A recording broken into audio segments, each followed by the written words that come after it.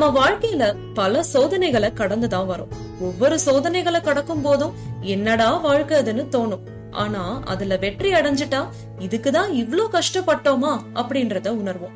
அப்போ அந்த சோதனைகளை கடக்கிறதுக்கு நம்ம கிட்ட 2 முக்கியமான ஆயுதங்கள் வேணும். அந்த ஆயுதங்கள் இல்லனா மனச தளர விட்டுட்டு அடுத்த கட்ட முயற்சிக்கு போகவே மாட்டோம். விதியை மாற்றக்கூடிய திறன் இந்த 2 ஆயுதங்களுக்கு இருக்கு.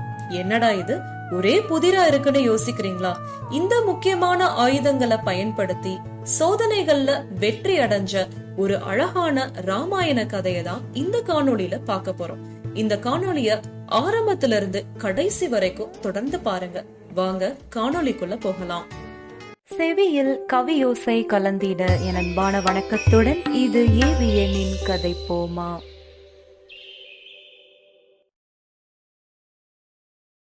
அது ஒரு அழகான மாலை நேரம்.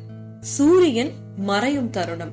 அந்த சமயத்துல விஸ்வாமித்ரர் கூட ராமரும் லக்ஷ்மணரும் நடந்து போயிட்டு இருந்தாங்க. நெடுந்தோறும் அவங்களுடைய பயணம் இருந்தது. அதனால களைப்ப தீர்றதுக்காக சோனை ஆற்றங்கரையில அமர்ந்திருந்தாங்க. அதிகமான குளிர் வேற. அதனால அக்னி மூட்டி அந்த இடத்திலேயே அமர்ந்து குளிர் காஞ்சாங்க. அந்த இடமே பாக்குறதுக்கு அவ்வளவு அமைதியாவும் ரம்யமாவும் இருந்தது. இத பார்த்த ராமர் விஸ்வாமித்ரர் கிட்ட கேக்குறார், முனிவரே, இந்த தேசம் யாரோடது? இந்த இடத்துக்கு வந்ததுக்கு அப்புறமா என் மனசுக்கு ரொம்ப இதமா இருக்கு. இந்த இடத்தை பத்தி கொஞ்சம் சொல்லுங்களேன் அப்படின்னு ராமர் கேக்குறாரு. அந்த இடத்துக்கு ஏத்த மாதிரியே அந்த அழகான கதைய சொல்ல விஸ்வாமித்ரர் ஆயத்தமாறார். அந்த கதையை நீங்களும் தெரிஞ்சுக்கணும் இல்லையா? இந்த காணொளிய தொடர்ந்து பாருங்க. முன்னொரு காலத்துல பிரம்மாவுடைய மனசுல தோன்றின ஒரு மகன் இருந்தான். அவனுடைய பெயர் குசன்.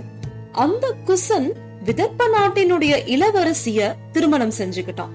அவங்களுக்கு 4 மகன்கள் இருந்தாங்க. அவங்களுடைய பெயர் தான் குசாம்பன், குசநாபன், ஆதுர்தரஜஸ், வசு.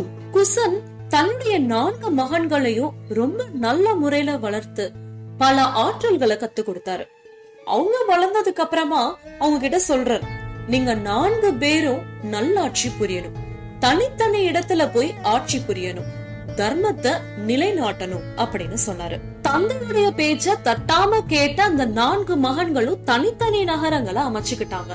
முதல் மகனான குசாம்பன் அமைச்சுக்கிட்ட நகரத்தின் பெயர் கௌசாம்பிபுரி. 2வது மகனான குசநாபன் அமைச்சுக்கிட்ட நகரத்துடைய பெயர் மகாதியபுரம். 3வது மகனான ஆதுர்தரஜஸ் அமைச்சுக்கிட்ட நகரத்தின் பெயர் தர்மாரண்யபுரம். 4வது மகனான வசு அமைச்சுக்கிட்ட நகரத்தின் பெயர் கிரிவிரஜத்தியம். நகரங்களை மட்டும் நல்லா அமைச்சுக்கல, நல்ல ஆட்சி நடத்தி தர்மத்தை நிலைநாட்டி அந்த நாட்டு மக்கள் எல்லாரும் ரொம்ப சந்தோஷமா வாழ்ந்துட்டு இருந்தாங்க. இந்த 4 நகரத்தையும் சுத்தி இருக்கக்கூடியதுதான் உங்க முன்னாடி இருக்கக்கூடிய 5 மலைகள். இந்த 5 மலைகளும் எவ்வளவு கம்பீரமா இருக்கு பாத்தியா ராமா? இதற்கிடையில மாலை மாதிரி ஒரு ஆறு வருது. அதையும் பாக்குறதுக்கு அவ்வளவு அழகா இருக்கு. இந்த ஆறினுடைய பேரு தான் சோனை ஆறு. மகத நாட்டு வழியா வருது. ராமரும் லக்ஷ்மணரும் இந்த கதையை ரொம்ப வியப்பா கேக்குறாங்க. ஏன்னா பிரம்மாவுடைய மனசுல தோன்றின மகன், அவனுக்கு 4 மகன்கள், அந்த 4 மகன்களுக்கு தனித்தனி நகரங்கள், அதை சுத்தி 5 மலைகள், அந்த மலைகளுக்கு நடுவுல மாலை மாதிரி ஒரு ஆறு. அவங்க 2 பேருடைய வியப்பையும் ஆர்வத்தையும் பார்த்த விஸ்வாமித்ரர் கதைய மேற்கொண்டு சொல்ல ஆரம்பிக்கிறாரு. ராமா, குசனின் மகனான குசநாபன் பத்தி தான் சொல்ல போறேன். அந்த குசநாபன் கிருதாசி அப்படின்னு ஒரு பெண்ணை திருமணம் செஞ்சுக்கிட்டாரு. அவங்க 2 பேருக்கும் 100 பெண் குழந்தைகள் பிறந்துச்சு. அந்த குழந்தைகள் எல்லாமே வளர்ந்து பருவ வயதுக்கு வராங்க. பாக்குறதுக்கு தேவலோக அழகிகளோட பேரழகியா இருந்தாங்க. ஒரு நாட்டினுடைய இளவரசிகள்னா சும்மாவா? அவங்க எல்லாருமே தங்க ஆபரணங்களால தங்களை அலங்கரிச்சிருந்தாங்க. மற்ற பெண்கள் எல்லாரும் பார்த்து பொறாமைப்படும்படியா இருந்தாங்க. அந்த 100 பெண்களும் ஒரு நாள் மாலை நேரத்துல தோட்டத்துக்கு போறாங்க. அங்க போய் ஆடி பாடி இன்னிசை இசைச்சுன்னு ரொம்ப சந்தோஷமா இருந்தாங்க. இப்படியே எல்லாம் நல்லா போயிட்டு இருந்தா கதையில ஒரு சுவாரஸ்யம் வேணும் இல்லையா?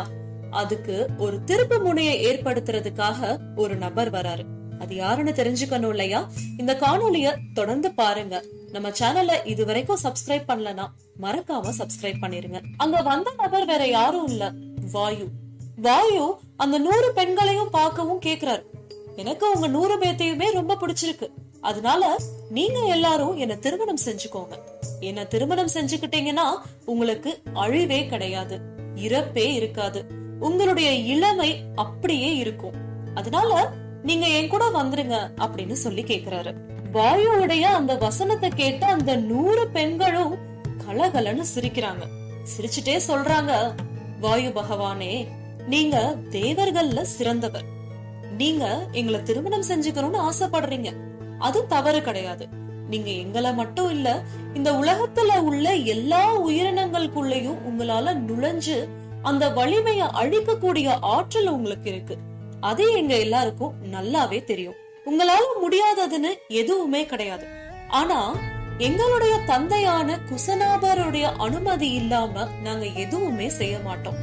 எங்களுடைய கணவரை தேர்ந்தெடுக்கக்கூடிய உரிமை அவருக்கு மட்டும்தான் இருக்கு. எங்க தந்தை யார நாங்க திருமணம் செஞ்சுக்கணும்னு சொல்றாரோ அந்த நபரை தான் திருமணம் செஞ்சுக்குவோம் அப்படின்னு சொல்லிட்டு வாயுவை நிராகரிச்சுட்டாங்க. 100 பெண்களும் தன்னை நிராகரிச்சுட்டாங்களேன்னு உணர்ந்த வாயுவுக்கு அதிகமான கோபம் வந்தது. என்ன நிராகரிச்ச நீங்க இனிமேல் எந்த ஆண்மகனையுமே திருமணம் செஞ்சுக்க கூடாது அப்படின்னு கடுமையான கோபத்தோட அதிவேகமா அந்த 100 பெண்களுடைய உடம்புக்குள்ளையும் புகுந்து அந்த பெண்களை முடமாக்கிட்டாரு. வாயுவால சிதைக்கப்பட்ட அந்த பெண்கள் அதே கோலத்தோட கண்ணீரோட வெட்கத்தோட மல்கி அரண்மனைக்கு போறாங்க. இப்பதான் அந்த 100 பெண்களுடைய தந்தையான குசனாபன் அந்த இடத்துக்கு வராரு. தன்னுடைய மகள்களுக்கு இப்படி ஒரு நிலைமையானு பார்த்து அதிர்ச்சி ஆகுறாரு. இவங்க எல்லாரும் பிறந்தப்போ எவ்வளவு அழகா இருந்தாங்க. ஒவ்வொரு நாளும் வண்ண வண்ண ஆடைகளாலையும் விதவிதமான ஆபரணங்களாலையும் எப்படியெல்லாம் அலங்கரிச்சு பார்த்தேன். வளர வளர அவங்களுடைய பொலிவு எப்படி அதிகரிச்சுட்டே போச்சு. வானத்துல இருக்கக்கூடிய நட்சத்திரங்கள் மாறி மின்னிக்கிட்டே இருப்பாங்க எப்பவுமே. இப்ப கூட காலையில விதவிதமான ஆடைகளோட தங்களை அலங்கரிச்சுட்டு ரொம்ப அழகா தானே கிளம்பி போனாங்க. அப்ப கூட நான் நினைச்சு பார்த்தேன், என்னுடைய 100 மகள்களும் இவ்வளவு பேரழகியா இருக்காங்களே, இவங்களை காண சிறந்த மணாளனை நான் எங்க போய் தேட போறேன் அப்படின்னு என் மனசுக்குள்ள நினைச்சுட்டே இருந்தேனே. என்னுடைய மகள்கள் வந்துட்டாங்கன்னு கேள்விப்படவும் ஆர்வமா பார்க்க வந்தேனே. ஆனா இவங்களுக்கு எல்லாம் என்ன ஆச்சு அப்படின்னு ரொம்ப பதற்றத்தோட கேக்குறாரு. உங்க எல்லாருக்கும் என்ன ஆச்சு? ஏன் உங்களுடைய நிலைமை இப்படி இருக்கு? இந்த நிலைமைக்கு உங்களை ஆளாக்கியது யாரு அப்படின்னு அவரை அடுத்தடுத்து கேள்வி கேக்குறாரு. ஆனா அவருடைய மகள்கள் யாரும் பேசவே இல்ல. அவருடைய பதற்றம் இன்னும் அதிகமாச்சு. யாராவது வாயை திறந்து பேசுங்களேன் அப்படின்னு பதறாரு. அப்பதான் அவங்க நடந்த விஷயங்கள் எல்லாத்தையும் சொல்றாங்க. தந்தையே, வாயு எங்களை திருமணம் செஞ்சுக்கணும்னு கேட்டாரு. ஆனா உங்களுடைய அனுமதி இல்லாம நாங்க எதுவுமே செய்ய மாட்டோம் அப்படின்னு அவரை நிராகரிச்சதுனால அவருடைய அதிவேகத்தை பயன்படுத்தி எங்களை முடமாக்கிட்டாரு அப்படின்னு சொல்லவும் குசனாபன் கதிகலங்கி போயிட்டாரு. இத கேட்ட மன்னர் குசனாபன் வேதனையும் அடைஞ்சாரு, சந்தோஷமும் பட்டார். வேதனை அடைஞ்சதுக்கு காரணம் என்னுடைய 100 பெண் குழந்தைகளும் முடமாயிட்டாங்களே அப்படின்றது. ஆனா சந்தோஷப்பட்டதுக்கு காரணம் வாயு வந்து திருமணம் செஞ்சுக்கணும்னு கேக்குறப்போ 100 பெண்களும் அந்த இடத்துலயே நினைச்சிருந்தா திருமணம் செஞ்சிருக்கலாம். ஆனா என்னுடைய சம்மதம்காக காத்திருந்தாங்க பாத்தீங்களா? அப்போ என்னுடைய பெண் குழந்தைகள் என் மேல எவ்வளவு மரியாதையும் பாசமாவும் இருக்கிறாங்க அப்படின்னு சொல்லி ரொம்பவே மகிழ்ச்சி அடைஞ்சாரு. இவங்களுக்கு எப்படியாவது சீக்கிரமா திருமணம் செஞ்சு வைக்கணும், அதற்கான சரியான நபரை தேர்ந்தெடுக்கணும் அப்படின்னு சொல்லிட்டு தன்னுடைய மந்திரிகளை கூட்டி ஆலோசனை செய்யறாரு.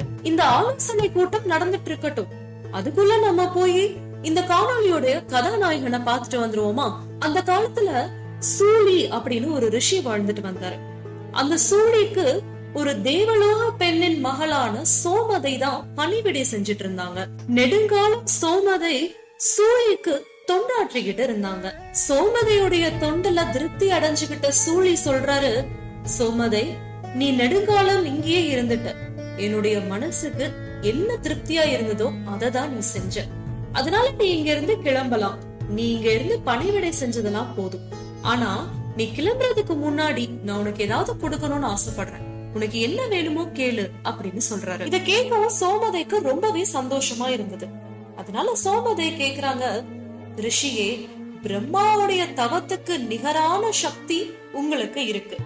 அதனால உங்க தவ சக்திய பயன்படுத்தி எனக்கு ஒரு ஆண் குழந்தை வேணும் அப்படின்னு கேக்குறான். வாக்கு காப்பாத்தணும் இல்லையா? அதனால சூழி தன்னுடைய தவ சக்தியால சோமதேக்கு ஒரு ஆண் குழந்தைய கொடுக்கிறார். பிரம்மாவை போன்ற அழகுடைய அந்த குழந்தைக்கு பிரம்மதத்தன் அப்படின்னு பெயர் வைக்கிறாரு. அந்த பிரம்மதத்தன் வளர்ந்து ஆளாகி காங்கல்யாபுரி அப்படின்னு ஒரு நகரத்தை அமைச்சு நல்லாட்சி நடத்திட்டு வந்தான். ஒரு பக்கம் இருக்க, இப்போ நம்ம அந்த ஆலோசனை நடக்கக்கூடிய இடத்துக்கு போவோம். அங்கதான் பல மந்திரிகள் குசலாபனுடைய மகள்களுக்கு திருமணம் செஞ்சு வைக்கிறதுக்கு ஒரு ஆண் மகனை தேர்ந்தெடுத்துட்டு இருந்தாங்க. அந்த மாதிரியான ஒரு சமயத்துலதான் ஒரு மந்திரி இந்த பிரம்மதத்தனை பத்தி சொல்றாரு. பிரம்மதத்தனுடைய பிறப்பு, வளர்ப்பு, ஆட்சி இது எல்லாத்தையும் கேட்ட குசலாபனுக்கு கண்டிப்பா தன்னுடைய 100 மகள்களையும் பிரம்மதத்தனுக்கு தான் திருமணம் செஞ்சு வைக்கணும் அப்படின்னு ரொம்பவே உறுதியா இருந்தாரு. உடனே முறைப்படி பிரம்மதத்தனை தன்னுடைய அரண்மனைக்கு வரவேற்கிறாரு. தன்னுடைய நிலைமைய எடுத்து சொல்றாரு. 100 பெண்களையும் அவர்தான் திருமணம் செஞ்சுக்கணும் அப்படின்னு ரொம்பவே கேட்டுக்கிட்டாரு. பிரம்மதத்தன் தான் ரொம்ப நல்லவர் இல்லையா, அதனால உடனே சம்மதமும் தெரிவிச்சுக்கிட்டாரு. இந்த பிரம்மதத்தன் குசலாபனுடைய 100 மகள்களையும் கரம் பிடிக்கிறாரு. ஒவ்வொரு மகள்களுடைய உள்ளங்கையையும் இந்த பிரம்மதத்தன் பிடிக்கும் போது இந்த பிரம்மதத்தனுடைய உள்ளங்கை ஸ்பரிசத்தால அந்த பெண்களுடைய உடல் ஊனம் அப்படின்றது இல்லாம போயிருது. அவங்க 100 பேரும் பழைய தோற்றத்தோட பேரழகிகளா மாறினாங்க. இத பாக்குறப்ப குசலாபனுக்கு பேரானந்தம். தன்னுடைய மகள்கள் எல்லாரும் பழைய தோற்றத்துக்கு பார்க்கவும் ரொம்பவே சந்தோஷப்பட்டாரு. 100 பேத்தையும் பிரம்மதத்தனோட அனுப்பி வச்சாரு. பிரம்மதத்தனும் அந்த 100 பெண்களையும் கூட்டிட்டு தன்னுடைய நகரத்துக்கு போனாரு. அங்க பிரம்மதத்தனுடைய தாயாரான சோமதை எல்லாரையும் ரொம்ப சந்தோஷமா வரவேற்று ஆசீர்வதிச்சாங்க. பிரம்மதத்தன் குசலாபனுடைய மகள்களை தன்னுடைய நாட்டுக்கு கூட்டிட்டு வந்ததுக்கு அப்புறமா குசலாபன் கிட்ட குழந்தைகளே போய் இல்ல. அதனால குசலாபன் ஒரு புத்திர காமேஷ்டி யாகத்துக்கு ஒண்ணு ஏற்பாடு பண்ணாரு. அந்த சடங்கு நடந்துட்டு இருக்கும் போதே குசலாபனின் தந்தையான குசன் சொல்றாரு, மகனே, உன்ன மாதிரியே ஒரு நல்ல தர்மவானான காதி அப்படின்ற புத்திரன் உனக்கு கிடைக்கும் அப்படின்னு சொல்லி ஆசீர்வதிச்சாரு. கொஞ்ச காலத்திலேயே குசன் தேவலோகத்துக்கு போயிட்டார். ஆனா குசன் ஆசீர்வதிச்ச மாதிரியே சிறிது நாட்களுக்கு அப்புறம் குசலாபனுக்கு காதி அப்படின்னு ஒரு மகன் பிறந்தது. இந்த காதி தான் என்னுடைய தந்தை அப்படின்னு விஸ்வாமித்ரர் சொல்றாரு. குச வம்சத்துல பிறந்ததுனால என்னுடைய பெயர் கௌசிகன்.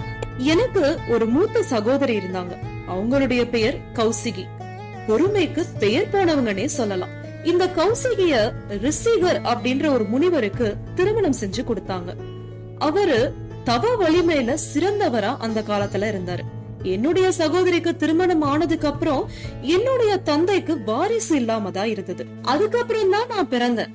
ஆனா ரிஷிக முனிவருக்கும் என்னுடைய பிறப்புக்கும் நடுவுல ஒரு பெரிய ரகசியமே இருக்கு. அத பற்றி ஏற்கனவே நம்ம சேனல்ல 2 பாகமா காணொளி பதிவேற்றம் செஞ்சிருக்கேன். அத பார்க்காதவங்களுக்கு அதனுடைய இணைப்பை கொடுக்கறேன், கண்டிப்பா பாருங்க. அந்த காணொளிக்கு நிறைய வரவேற்பு இருந்தது. சரி, இப்போ கதைக்கு வருவோம். என்னுடைய சகோதரியும் ரிஷிக முனிவரும் ரொம்ப சந்தோஷமா வாழ்ந்துட்டு இருந்தாங்க. கொஞ்ச காலம் கழிச்சு அவர் தவம் செய்யறதுக்காக போயிட்டாரு. அவருடைய சிறந்த தவத்தின் பலனா பிரம்மலோகத்துக்கே ரிஷிக முனிவர் போயிட்டார். அப்படி பிரம்மலோகத்துக்கு போன ரிஷிக முனிவர் வான் வழியா போறத என்னுடைய சகோதரி கௌசிகி பாத்துட்டாங்க. உடனே அவங்க நதியா உருவம் எடுத்து தன்னுடைய கணவரை பின்தொடர ஆரம்பிச்சாங்க. இத பார்த்த ரிஷிக முனிவர் சொல்றாரு, நீ இந்த நதி வடிவிலேயே இந்த உலகத்துல பாஞ்சு மக்களுடைய குறைகளை போக்கிட்டு இங்கேயே இரு அப்படின்னு சொல்லிட்டு அவர் பிரம்மலோகத்துக்கு போயிட்டாரு. கணவருடைய பேச்ச தட்டாம இருந்த என்னுடைய சகோதரி அந்த இடத்திலேயே கௌசிகி நதியா இருக்க ஆரம்பிச்சாங்க. இமயமலை சாரல்ல இருக்கக்கூடிய அந்த கௌசிகி நதி பாயிற இடத்துலதான் நானும் சந்தோஷமா வாழ்ந்துட்டு இருக்கேன் அப்படின்னு சொல்லி விஸ்வாமித்ரர் கதைய முடிக்கிறாரு.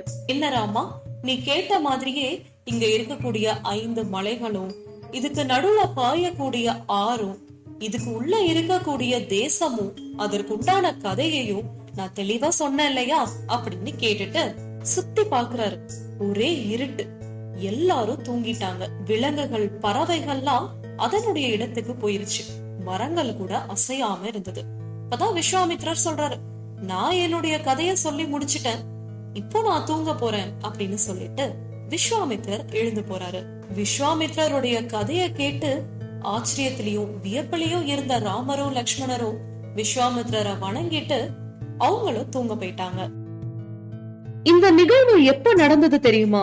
விஸ்வாமித்ரர் தன்னுடைய வேள்விய காக்குறதுக்காக ராமர் லக்ஷ்மணரை கூட்டிட்டு வந்து தாடகைய வதமெல்லாம் செஞ்சு முடிச்சாங்க இல்லையா? அதுக்கப்புறமா அவங்க எல்லாரும் சேர்ந்து மிதிலைக்கு போனாங்க.